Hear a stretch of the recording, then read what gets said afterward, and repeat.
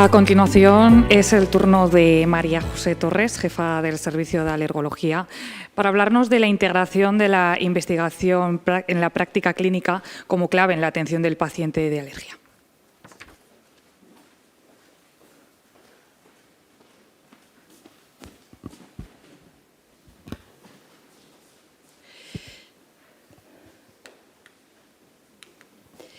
Bueno, primero, antes de nada, agradecer pues, bueno, al hospital el participar y organizar este tipo de jornadas. Y bueno, voy a pasar a intentar explicar cómo nosotros hemos hecho el camino para integrar la investigación en la práctica clínica. Los fallos que hemos cometido, que son muchos, y algunos de los logros que hemos podido cometer. Lo primero, sobre todo, hay que contextualizar un poco lo que es la patología alérgica y los problemas que estamos teniendo en los últimos años. Y el problema fundamental que tenemos es el aumento espectacular que estamos teniendo en el aumento de las enfermedades alérgicas. Ya se piensa que puede haber 400 millones de personas en todo el mundo que tienen rinitis alérgica, y este aumento de la prevalencia de la enfermedad y también de la gravedad está apareciendo en forma de oleadas. La primera oleada apareció fundamentalmente con enfermedades de tipo respiratorio y eran sobre todo en países con ingresos per cápita altas, pero luego ya empezaron con ingresos medios, y esto no ha parado de crecer con una segunda ola de enfermedades fundamentalmente de alergia alimentaria, y una también que ha aparecido más recientemente, pero de gran importancia por los problemas que genera en las resistencias bacterianas, que sería el aumento de la alergia a medicamentos. ¿Y por qué está ocurriendo esto? Esto está ocurriendo, por un lado, por supuesto, hay una predisposición genética, pero esto no es la única causa. El problema fundamental son cambios en el estilo de vida occidental. Y estos cambios en los estilos de vida se van a quedar, por lo tanto, esta patología no va a parar de crecer. ¿Y qué es lo que nos ocurre? Pues que nuestros servicios están atorados con un montón de pacientes en consulta, y luego además con un montón de pacientes que necesitan procedimientos diagnósticos y tratamientos complejos, que supone un incremento importante en lo que es el gasto sanitario, y además supone también un gasto importante para el paciente en días que tiene que acudir al hospital de día para llegar a un diagnóstico certero. Por lo tanto, en este maremán es donde se encuentra nuestro servicio. Nuestro servicio es un servicio que hace bastante investigación tanto básica como clínica y epidemiológica. Nosotros estamos con un grupo que está localizado en el hospital, también está en la universidad, con el entorno y el paraguas de un instituto de investigación sanitaria. Nosotros participamos en red, hemos coordinado la red nacional de alergia, que está dedicada a medicina de precisión y que acaba este año, y ahora formamos parte de la RICOR también del Carlos III, que es para enfermedades inflamatorias en general y que básicamente va dedicada a resultados en salud. Y en todo esto fue cuando empezamos nosotros a organizar el grupo. Lo primero que nos planteamos, dijimos, pues bueno, vamos a ver dónde nos encontramos, dónde queremos llegar. Hicimos un plan estratégico que, bueno, dentro de lo que puede sonar, a nosotros nos dio unos grandes resultados. ¿Por qué? Porque nos permitió, por un lado, organizar las líneas de investigación, por otro lado, organizar el grupo, viendo qué grupo queríamos tener, un grupo que fuera no piramidal, sino que fuera con una gestión participativa y con un liderazgo participativo, y además centrándonos siempre, que es lo primero que tenemos que decirle a todo residente que llega, que la investigación tiene dos pilares fundamentales, que es la calidad y sobre todo la ética. Con todo esto organizamos nuestras líneas de investigación. Tuvimos que descartar líneas que considerábamos en principio productivas, pero intentamos centrarnos en aquello que pensábamos que podíamos hacer mejor, y algo muy importante, que yo creo que es el paso primero para organizar un grupo de investigación que pueda tener resultados en salud importantes, es organizar el grupo. ¿Organizar el grupo qué significa? Significa que en el mismo servicio van a coexistir clínicos asistenciales puro y duro, clínicos que son asistenciales y además hacen investigación porque son investigadores principales de proyectos, pero además hay clínicos que son exclusivamente clínicos investigadores. Darle a cada uno su espacio, darle a cada uno un papel fundamental, porque todos son importantes, no es fácil y eso se debe hacer siempre con la complicidad de todo el servicio y, por supuesto, con la complicidad de la dirección médica. Luego nos quedan pasos por dar, nos queda por incorporar la enfermería a la investigación como investigador principal, ser capaces de estabilizar los investigadores y, sobre todo, promover y buscar relevo generacional, porque tenemos todos la edad que ya tenemos.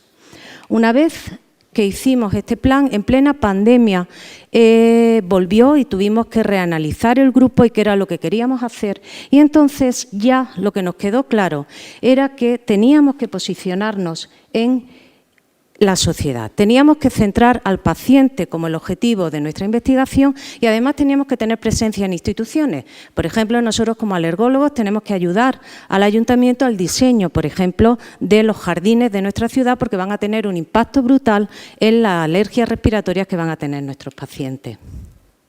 Y entonces, ¿de qué surge? ¿Por qué surge este nuevo plan estratégico y esta nueva concepción? Pues surge fundamentalmente de un análisis que realizamos y era intentar responder si nuestros pacientes se estaban beneficiando de todo el conocimiento que nosotros estábamos generando.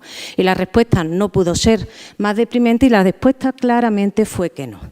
Existía un gran decalaje entre la investigación que nosotros hacíamos, los resultados que teníamos y lo que finalmente el paciente era capaz de recibir. Y no solamente investigación que se estaba realizando recientemente, sino investigación antigua, no éramos capaces de trasladarla al paciente en forma de mejoría en su diagnóstico y en su tratamiento. Y eso además no es algo nuevo, eso es algo que está descrito porque la transferencia de los resultados de investigación a la práctica clínica es un tubo con múltiples fugas, de tal manera que desde que nosotros encontramos algo que consideramos relevante hasta que el paciente lo admite como algo importante para él, se pierde un porcentaje importante de la información y además se pierde un esfuerzo y unos resultados tremendos. Por lo tanto, la transferencia en un análisis que realizamos a nivel europeo de cómo debe de ser, ya no nos vale que vaya de la pollata a la cama del paciente, como siempre se ha dicho, sino que hay que ir un paso más allá. Hay que incluir a los pacientes y además hay que tomar medidas de salud pública. Y además algo que discutimos siempre en el grupo, donde hay básicos y donde hay clínicos, es que muchas de las preguntas que nosotros, esto es bidireccional, porque muchas de las preguntas que el básico tiene que resolver, o prácticamente todas, surgen de la práctica clínica diaria. Por lo tanto, nosotros lo que estamos haciendo se ha hablado de medicina de precisión en varias de las charlas anteriores y nosotros estamos intentando definir endotipos. ¿Eso qué significa? Que todo el paciente que llega, que parece lo mismo, es totalmente diferente uno del otro. El diagnóstico y el tratamiento es diferente. Hemos sido capaces de definir diferentes endotipos en alergia a medicamentos y algo muy importante que es en la alergia alimentaria, por ejemplo, en la alergia a vegetales. ¿Por qué es tan importante? Es tan importante porque nosotros somos lo que comemos, lo que respiramos y obviamente alguien que vive en Málaga, que come melocotón y que además tiene polen de olivo es totalmente diferente que al alérgico a cacahuete que vive en Centro Europa y eso tenemos que definirse, tenemos que saber a lo que nos estamos enfrentando. Y por último hemos hecho también aproximaciones y hemos definido nuevos endotipos de patología nasal que son totalmente diferentes y que han sido novedosos. ¿Por qué? Porque nos ha permitido diagnosticar pacientes que se quedaban en atención primaria y que eran diagnosticados como sujetos no alérgicos.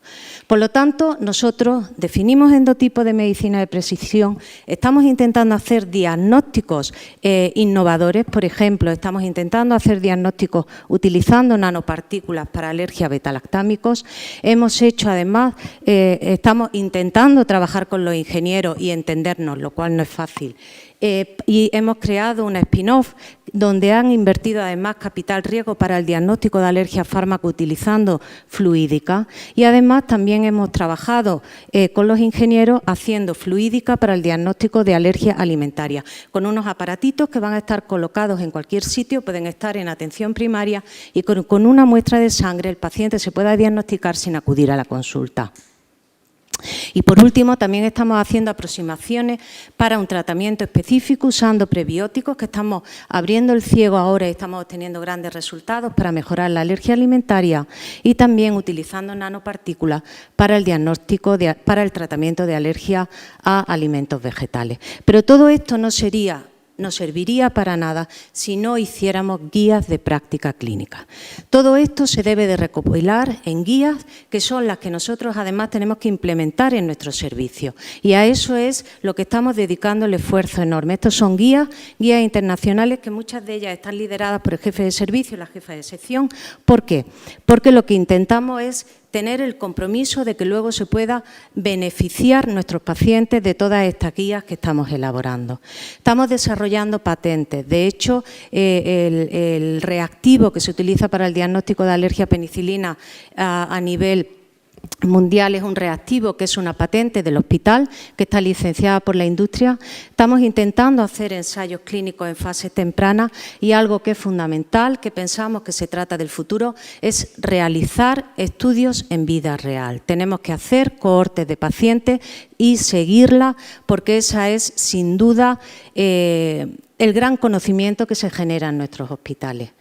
Crear redes, fijaros en este diseño, como el paciente es uno de los pilares fundamentales de estas redes, forman parte y van a seguir, y cada vez con más presencia en todo lo que es la investigación y la transferencia, y por lo tanto la integración es un desafío global. O sea, no tenemos por qué solamente hacer investigación, no vale para nada si no la transferimos al paciente, y lo que tenemos que hacer es que nuestras líneas estén centradas en el paciente, respondiendo siempre a la pregunta ¿para qué? Y no ¿por qué? Tenemos que tener una política de recursos humanos en nuestros servicios que incluya el papel fundamental de los investigadores clínicos, con un plan estratégico que no tiene por qué ser exactamente igual que el que hace, por ejemplo, endocrino en nuestro hospital o alergia en otro hospital, puede ser totalmente diferente, donde tenemos que hacer una transferencia. No nos cabe más remedio que hacer guías de práctica clínica y licenciar patentes, y con redes de investigación e internacionalización. Y todo esto, esta foto la traigo solo para que veáis la evolución que hemos tenido en el tiempo. Siempre presentábamos el grupo de investigación clínica y el grupo de investigación básica, y ya no hay diferencia. O sea, este es el único grupo de alergia, falta mucha gente por la pandemia, pero ya estamos todos juntos y no hay diferencia independientemente de dónde provenga cada miembro del servicio. Muchas gracias.